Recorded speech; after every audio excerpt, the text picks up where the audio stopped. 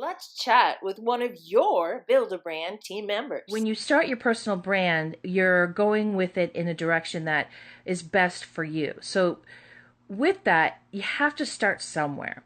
And to do that with four personal branding categories.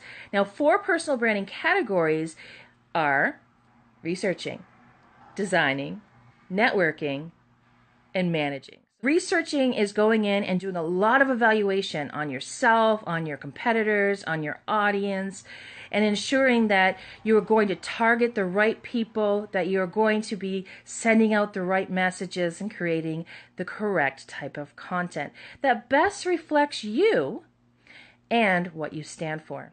Number two, and that's designing. Designing is where you literally lay out your logo. What is your logo?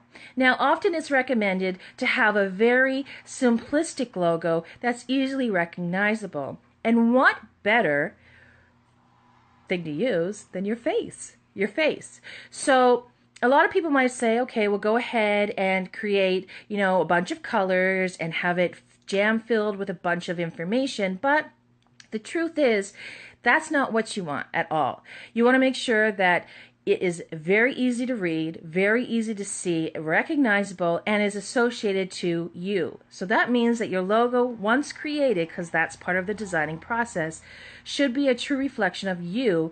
And of course, it'll be used everywhere. You also want to look at your website. So your website and its design needs to reflect what you did in your researching, which was the first category, where you developed and defined your personal brand identity.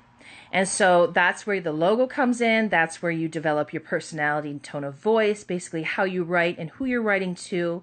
What are your demographics? What is your targeted audience? This is basically where you discover these things, and now you're going to introduce them into your design. So again, research first, design second. The third category of personal branding is networking. And you might think all of a sudden, okay, well, this got to be all about social networks. It is.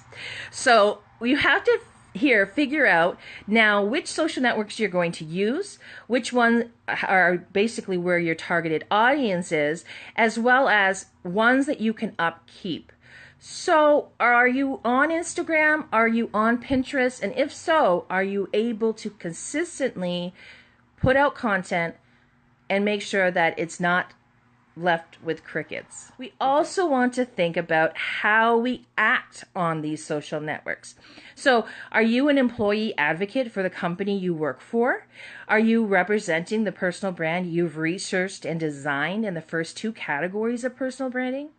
And then the fourth category, which is 4 out of 4, is managing. What type of strategy are we putting into place to ensure that we're getting enough videos posted, as well as blog posts, as well as photographs, and how are we ensuring that we are being diverse in the content that we share? You have to be consistent and always being on top of your personal branding so you can be on top of your customer's mind.